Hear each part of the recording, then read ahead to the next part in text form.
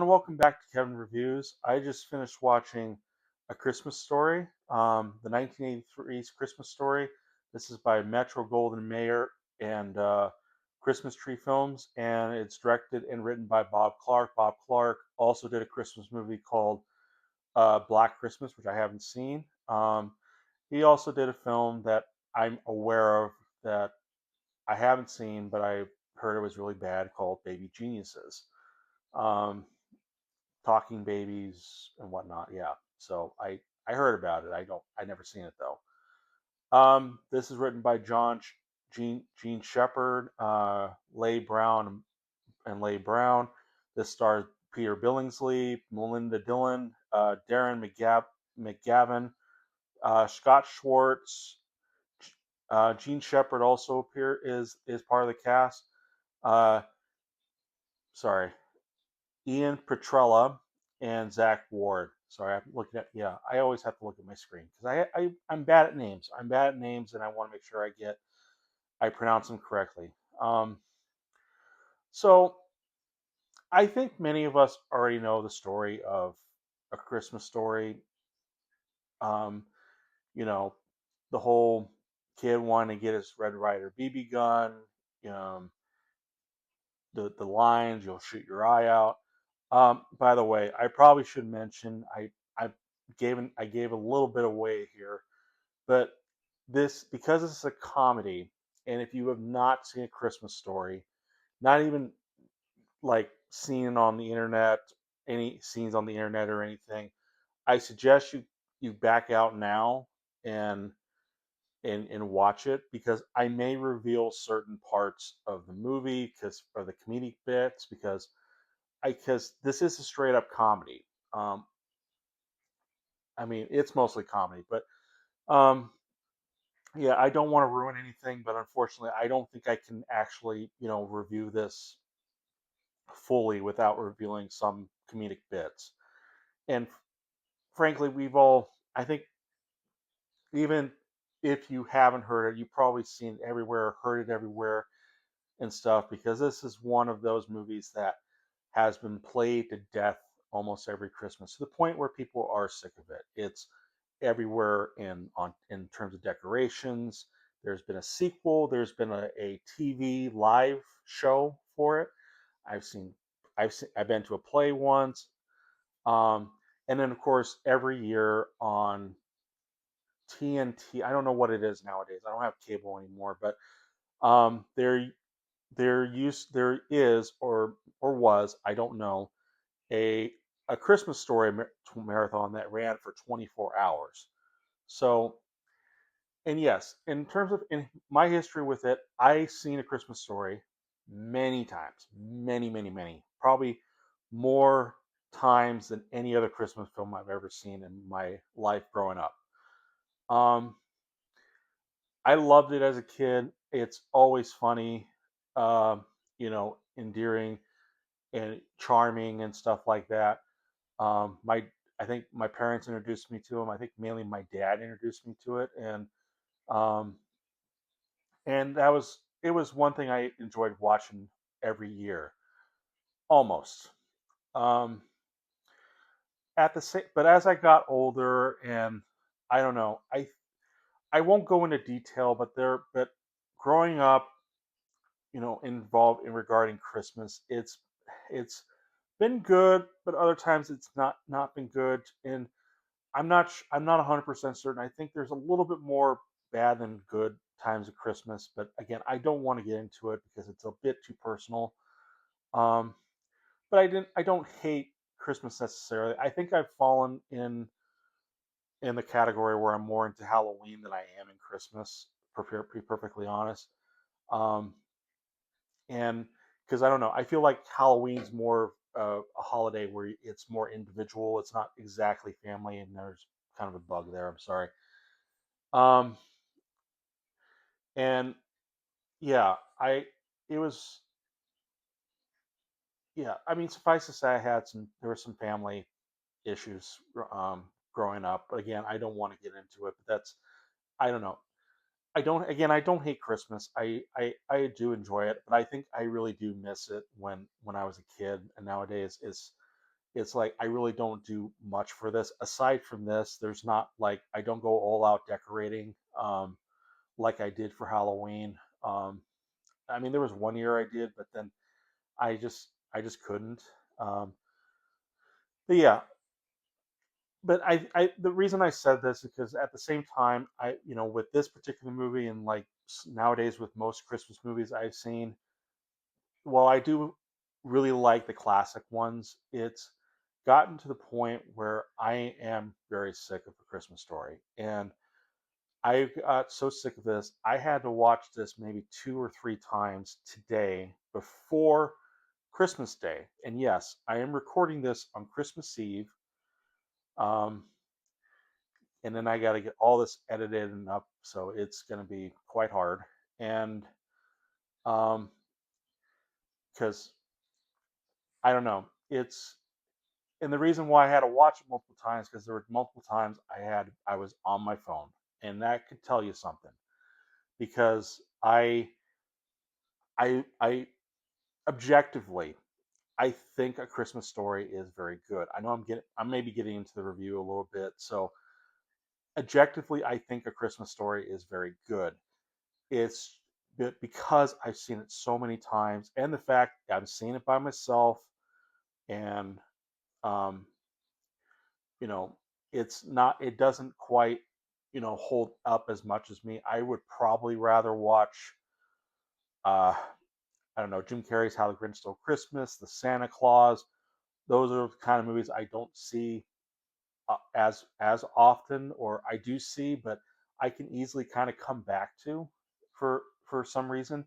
For this one, I think because it's been so because for something a simple story as A Christmas Story that has been so over commercialized and so shoved in our face, similar to what Frozen, Disney's Frozen was, that we all just kind of got sick of the story altogether. We got sick of the lines, we got sick of the scenes, just sick of everything about it because we just kind of want to move on and you know even wish that the 24-hour marathon stops.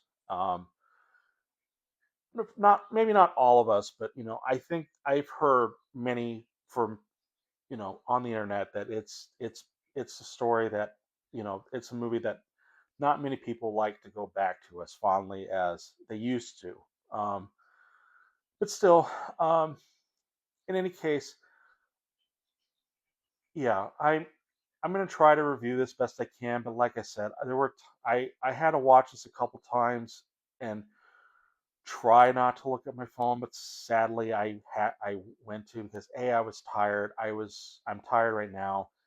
I'm I want to be able to get this up for you guys, and the other thing, and because the other thing I've seen this so many times that even that I'm tired of it. It's like I need something to do to kind of pass time, just like listen to the background. Maybe this is not a fair review in general. I mean, I will give it a bit of a fair review overall, but I just keep in mind with that because I don't think I can get. I think because of just how I feel about A Christmas Story nowadays, which is very mixed. It's not going to be like a full complete review, I think, and it might be short. I don't know, depending how I record here right now. But yeah, anyway, I'll go into my review of 1983's A Christmas Story. So before I go back into in the review again, if you have not seen A Christmas Story and you're not familiar with the stuff of any of the scenes, the jokes, the lines from the internet, I suggest you back out now and watch it for the first time because I think that would be a much better way. Because as much as I don't want to give away spoilers, I think I have to for this sake. Because, like I said earlier, um, rewatching again, as much as I really love the film. Objectively, subjectively, I grew tired that I had to play with my phone and kind of stay awake. And I'm recording this around 11:02 in at night on Christmas Eve. So yeah, not great timing on my part. So my apologies. But in any case, the story involves Ralphie, you know, wanting, living his life as a kid. He wants a Red Ryder BB gun that um, so much that he tries to, tell his parents, tell other adults, even tell Santa about what he wants. But he keeps getting shot down by the iconic phrase, "You'll shoot your eye out." And he keeps trying, he keeps hoping, he keeps wishing before Christmas, and because of that, well, not because of that, but in addition, we see Ralphie growing up, hanging out with friends, being with his family, celebrating the holidays or whatever traditions they he gets in it faces bullies. So, kind of like what traditional kids do, or at least in that time period. But I think even kids nowadays like to, do the same similar things to Ralphie. And in that way we can relate to him. This is a slice of life story, and it's told by Gene Shepard as adult Ralphie, which again, this is which I may have mentioned this earlier, but this is an autobiography, semi-autobiography about Gene Shepard's childhood.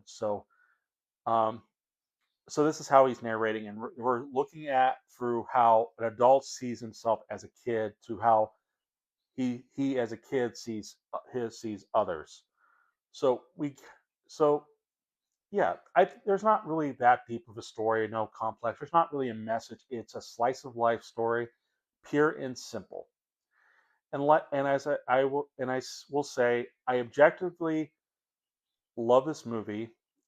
Subjectively, I am tired of it. And again, I had to look at my phone because I was getting tired. I could put the I can I remember a lot of the scenes, a lot of the lines, moments that you know was so great, that was so constantly talked about, that it's been used in decorations. It has been replayed in like the sequel Christmas Story 2 and Christmas Story Live, and even plays. So it's very well loved. I will admit, I will give it credit for what it has accomplished, but I think to the point where it's much like A Christmas Carol with George C.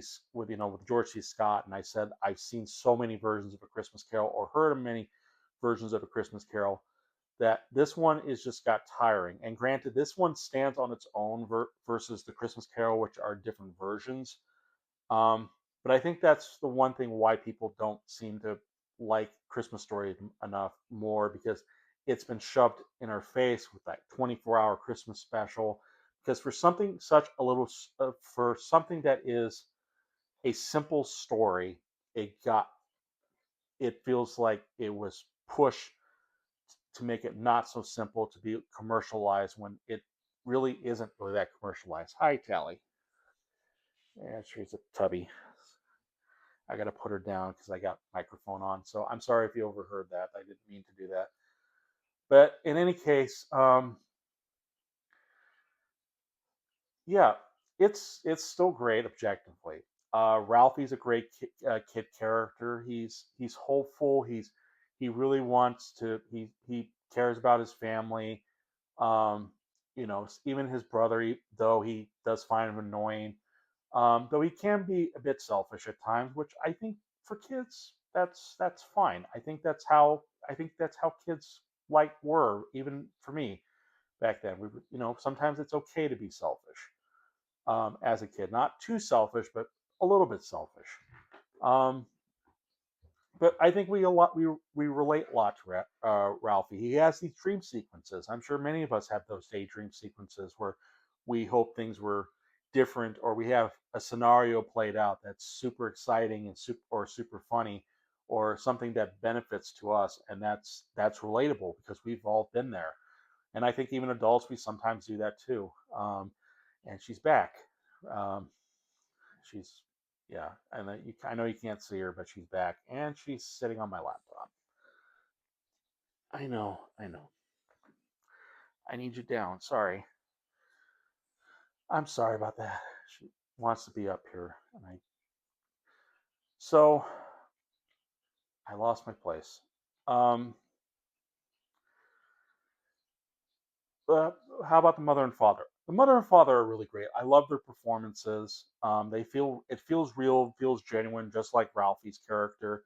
They have their faults. The father obviously isn't as into intuitive about like the stuff going around him, because he gets the leg lamp and he didn't think for 1 second that this leg lamp was considered not not okay for kids to be around, because there is a moment where Ralphie tries to touch the lamp and feel it. It's funny. And of course, but he doesn't care because he sees this as the lamp as a major reward. It's important to him, so he does become kind of selfish in that area too, and to the point where the mother fights with him regarding the lamp, though it's subtlety.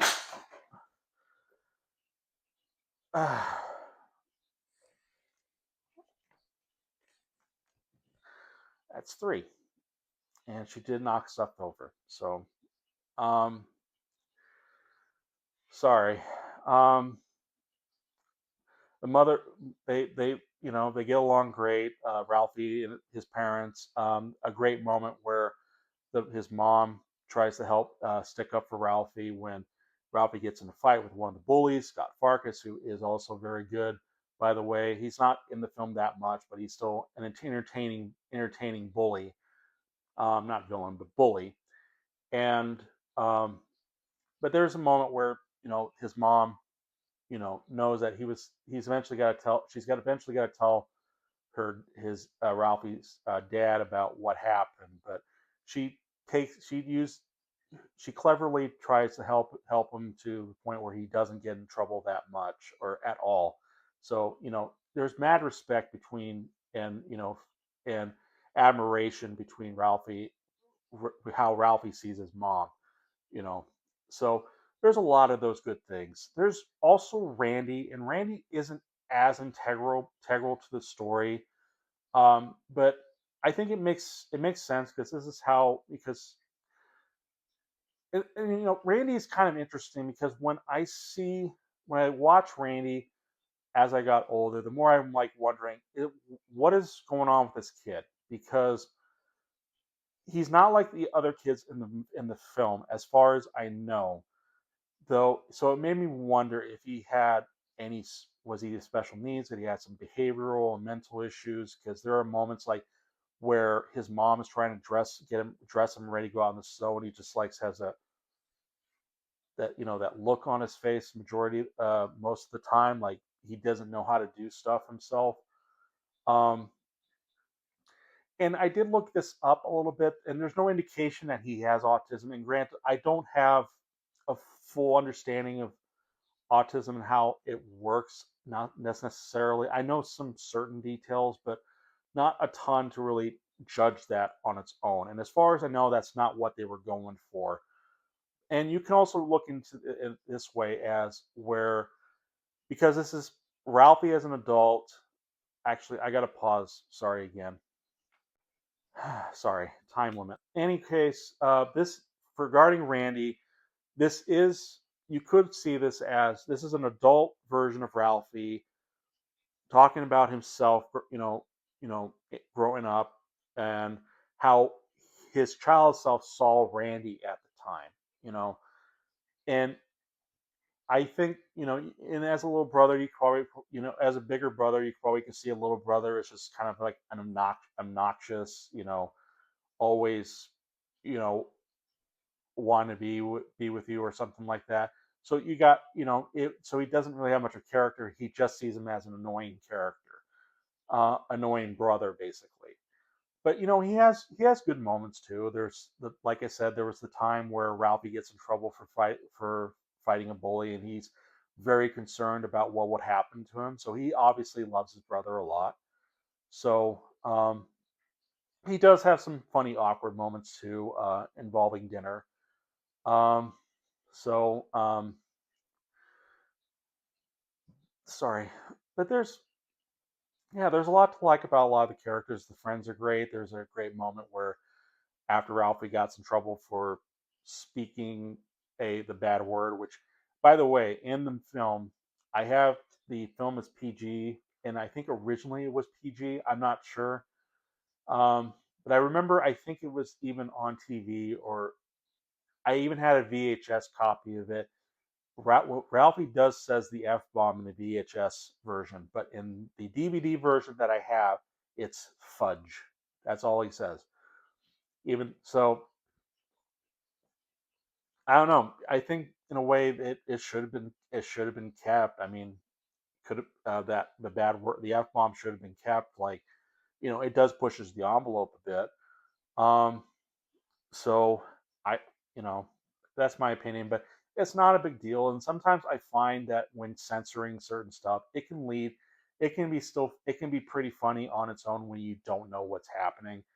Um, I'm kind of going off topic, but off the top of my head, there's the Snakes on a Plane movie where they censored that heavily, especially the line from um, Samuel L. Jackson where that I'm tired of these mother effing snakes on this mother effing plane.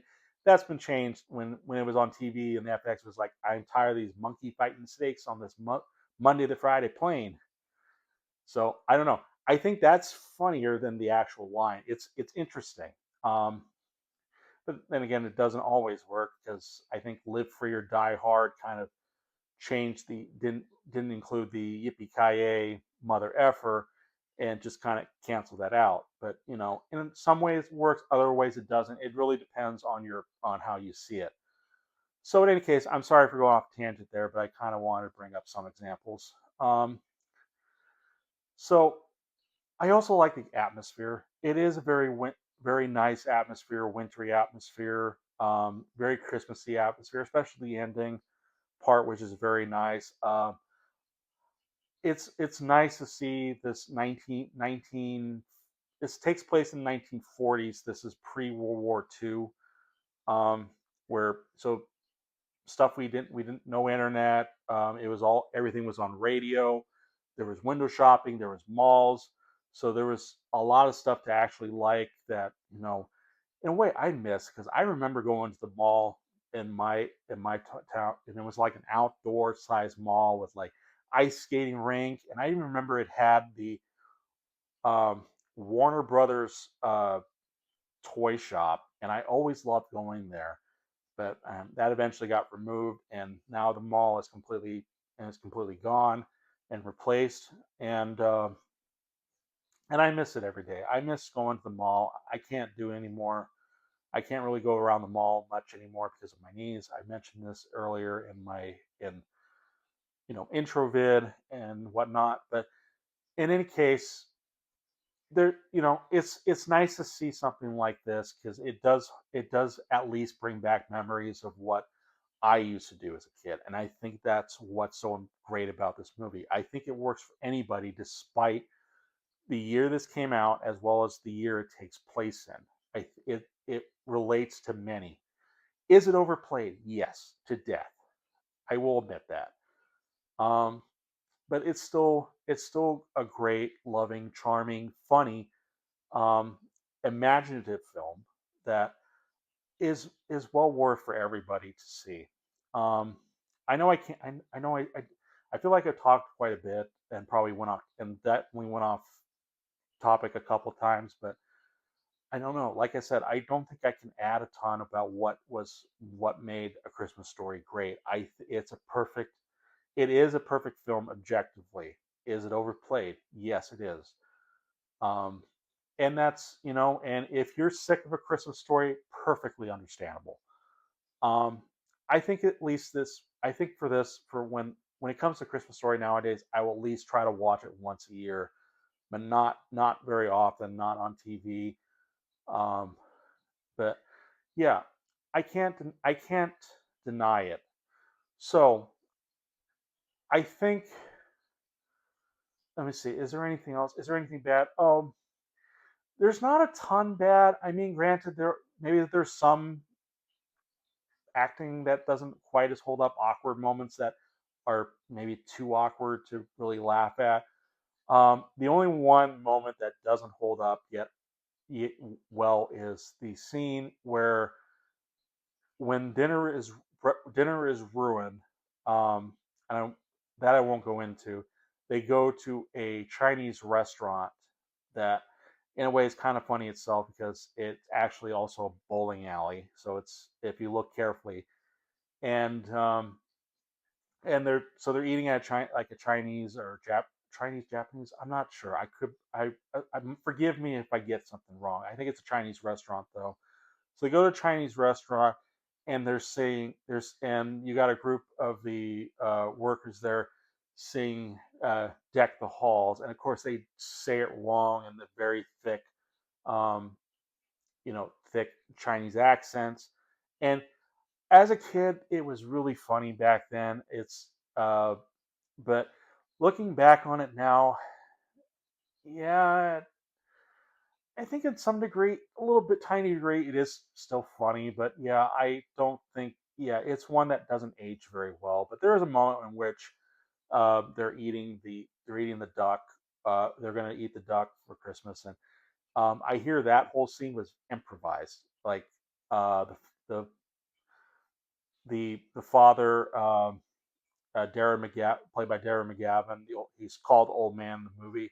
Um, was in on it, as well as as others working were in on it. So they mainly did that just so they can get some shock value out of the mother and the sons. So that was that was kind of cool to learn about. I actually learned that from Doug Walker's nostalgic review of Christmas Story. Yes, I know a lot of it is based on what I know. I've mentioned Doug Walker several times, and it's likely I'm going to mention Doug Walker several times because I watch his reviews a lot. It I don't know. Like I said, he was in my intro video. He was one that is kind of, I think, in a way, inspired me to try maybe going into review, movie critic, or as best I can be as a movie critic, which I'm probably not the best at, but I gave it a try. So I'm sorry. I know I go off topic at times. It's not great in terms of a review, but in any case, personally, nowadays, when it comes to this movie, I would objectively give this 5 stars because it is a perfect movie, and I will keep it at 5 stars. It's just not one I will see as often, not like every day during the holiday season, but at least maybe once a year. But I think even still, even if I wanted to watch it one time, I think a lot of it is just going to be on my phone or background noise because that's what it has been. I think a lot of that is the 24-hour special that they do for A Christmas Story on TV that really made it so that I've seen the movie so many times. But yeah, objectively, I think it is a perfect movie. It's just not one I'm going to see as often nowadays. So yeah, 5 stars. But what are your thoughts on A Christmas Story? Leave in the comments below. Are you sick of the film too, or do you still love the classic film? Let me know. Give a like or dislike the review if you wish. Feel free to subscribe to my channel and click the notification bell. And I will see you guys in the next review. Bye. Merry Christmas.